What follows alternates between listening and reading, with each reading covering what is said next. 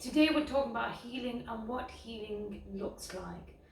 To understand what healing looks like, we look at its opposite, which is what does an unhealed version of you look like? An unhealed version of you looks like disconnection, and disconnection can happen in multiple areas, but it is ultimately disconnection.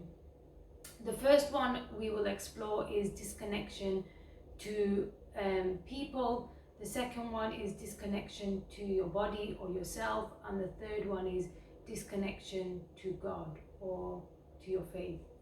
So the first one, disconnection to other people.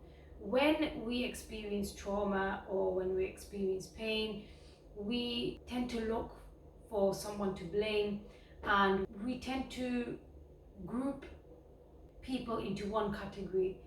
You can see this with women who have experienced trauma from men, and so what they do is they group all men in one category, and they blame all men for the problems that they've experienced. It's an exaggerated hatred and resentment towards men, which can be, like I said, exaggerated but also misplaced. It's not necessarily the solution to the problem is not to blame all men. The solution might be to get justice from that certain person or certain man, but because we're unable to a lot of the times to establish justice in the world, it leads to us just blaming the entire group of men. And you can see this very often when you blame a certain race for certain problems. You blame a certain religious group for your problems, instead of looking at people as individuals who do not represent the entire group, but we look at individuals who have hurt us as belonging to that group, and then that group gets all the blame and all the hate. And what it essentially is disconnection from men or disconnection from that group of people. I talk about men and women because that is the most obvious one, and that is the one that everyone has experienced or knows someone who has, it's a very common example. So that disconnection essentially forms into hatred and resentment, and we tend to blame all our problems on that entire group. And disconnection can happen, not necessarily that it leads to you not being able to form relationships, but it leads to you forming unhealthy relationships or blaming someone who could be innocent. And so in a group of men or in any group, there are good and there are bad, and we can exaggerate the bad. Not this is not to say that there isn't issues. There aren't issues with racial inequality. There aren't issues with gender inequality. That is not what I'm saying. What I'm saying is that our personal experiences come.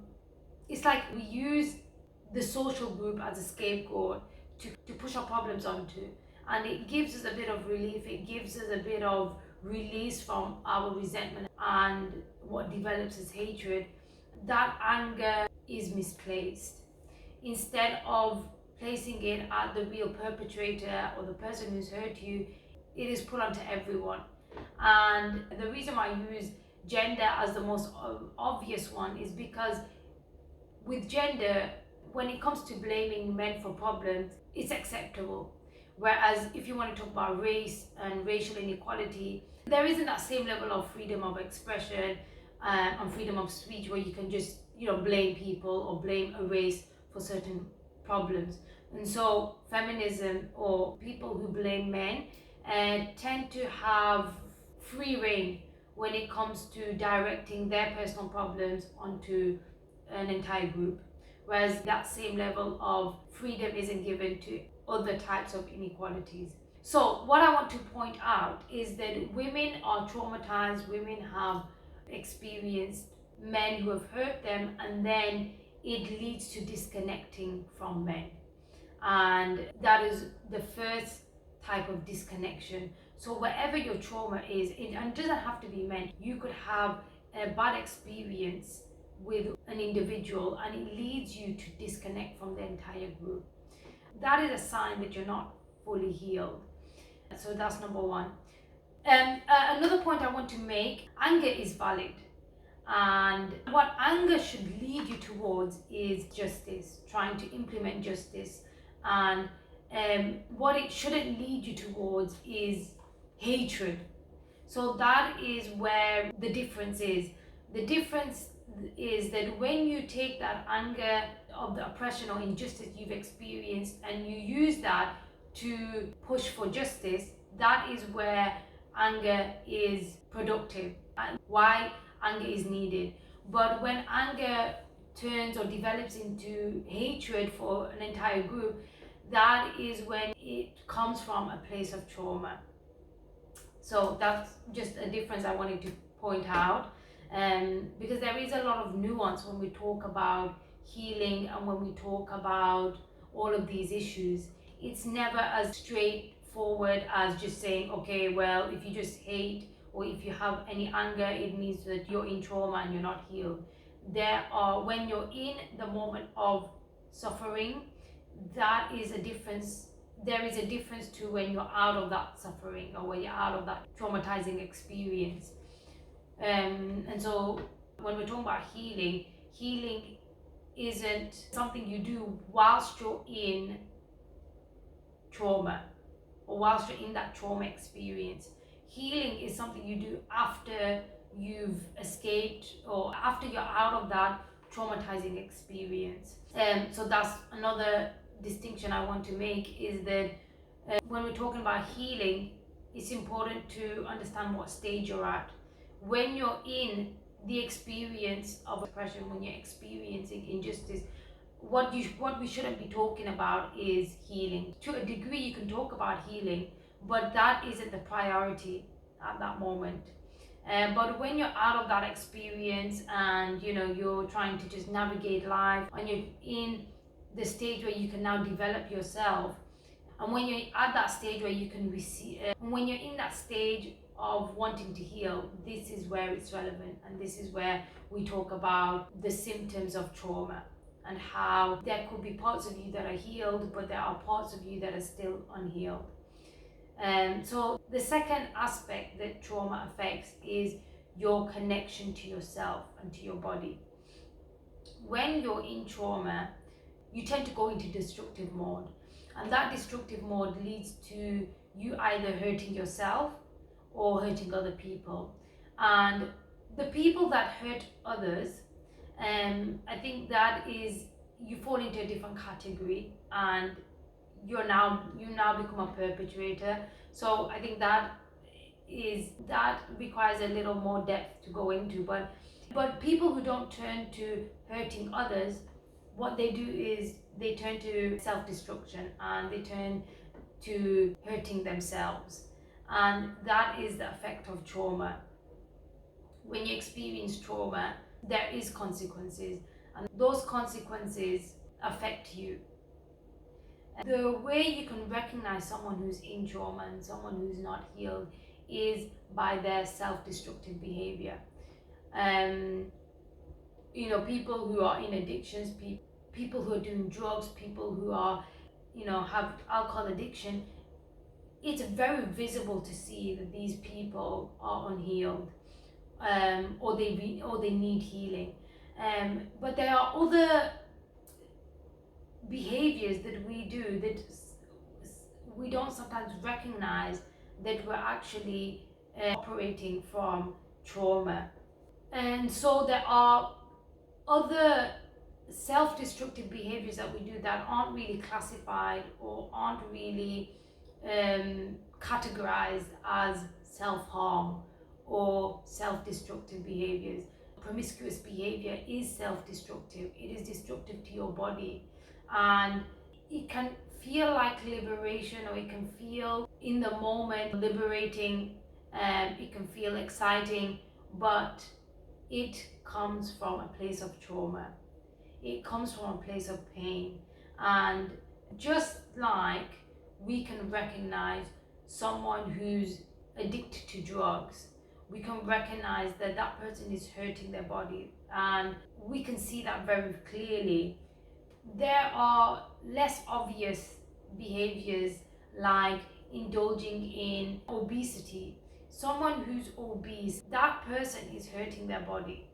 It is a form of self-harm.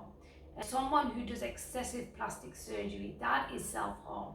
Anything that leads to you hurting your body, harming your body, that is self-harm. Self-harm isn't just cutting your wrists or doing drugs. It's not just limited to that. There are all sorts of ways we can hurt ourselves and hurt our body. And the reason we hurt ourselves is that we're disconnected from our body. And that is an effect of trauma. When you're operating from trauma, you tend to repeat the traumatic experience. So if you've experienced violence, you commit violence on yourself or you commit violence on others. If you've experienced verbal abuse, you tend to internalize that and you tend to abuse yourself verbally. You tend to put yourself down. You tend to tell yourself all the things that you heard other people tell you. And so the trauma is repeated, but now it's not repeated by anyone outside, it's yourself repeating that and yourself committing the same trauma act. And we do this because we feel in control. When someone else is committing violence against us or someone else is committing that harm, we are not in control of that, and human beings don't like to feel that they're not in control of their lives. So when they commit the act of abuse to themselves, they reassure themselves that they have a choice, they have control, and so it becomes acceptable. But it isn't acceptable, and we have this understanding of my body, my choice, and with that ideology comes the idea that I can hurt myself because it's my body, and that is a violation. It is your body, but you're violating your body. And this idea that it's my body so I can do whatever I want, if you care for someone, you wouldn't want to see them hurt. So when you have a child and your child is getting into drugs or they're being promiscuous, you don't like to see that. It hurts you as a parent to see your child hurt themselves and harm themselves. And just like that, we have relationships, and we live in human beings are social creatures, so we live in communities and we live in groups.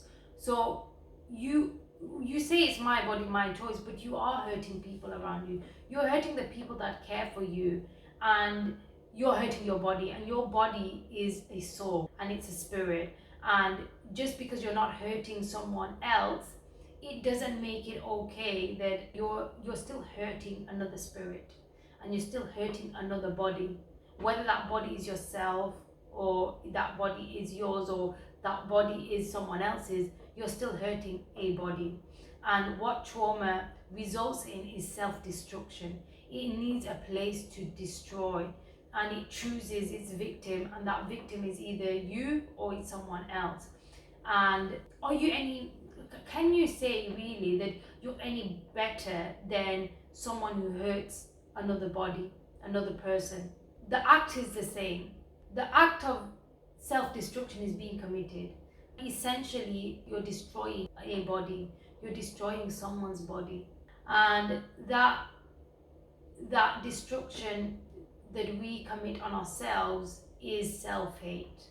It comes from a place of self-hatred. Trauma results in hate, and that hate can be directed outwards, but that hate can also, and a lot of times, is directed inwards. And how do you know you're self-destructing, or how do you know that whatever behaviors that you're indulging in is self-destructing? You look at the outcome.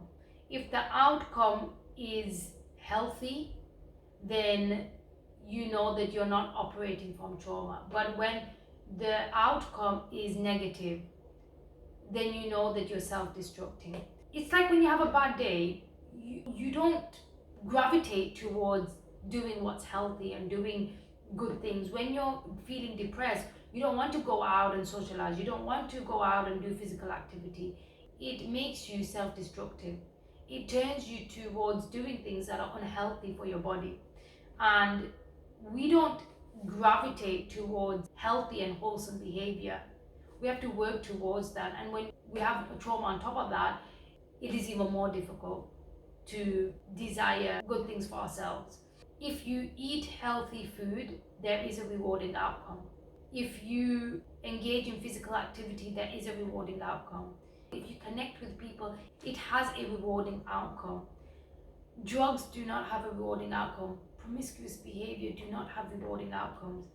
Excessive plastic surgery do not have rewarding outcomes. They don't make you feel better or confident about yourself. Even eating unhealthy foods and obesity, it doesn't give rewarding outcomes. It harms the body through disease. So all of these behaviors lead to disease, lead to negative outcomes in relationships. They lead to negative feelings of guilt, of lack of self-esteem. They ruin your confidence. The opposite of that is that when you discipline yourself, it leads in higher self-esteem. It leads to you feeling more confident. When you go to the gym, when you're working out, when you're doing physical activity, it increases your self-esteem. You feel good about yourself. When you overcome your desire to change your physical features and you accept yourself as you are, with all your flaws and with all your imperfections, you develop a higher level of confidence. And so that is what we're looking at to understand if it is a self-destructive behavior. Because self-destruction will lead to destruction and will lead to destructive outcomes.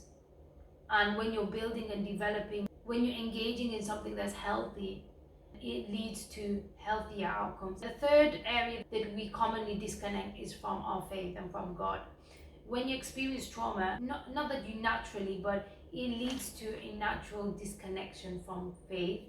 And that is how you can see if people are operating from trauma or whether they've healed.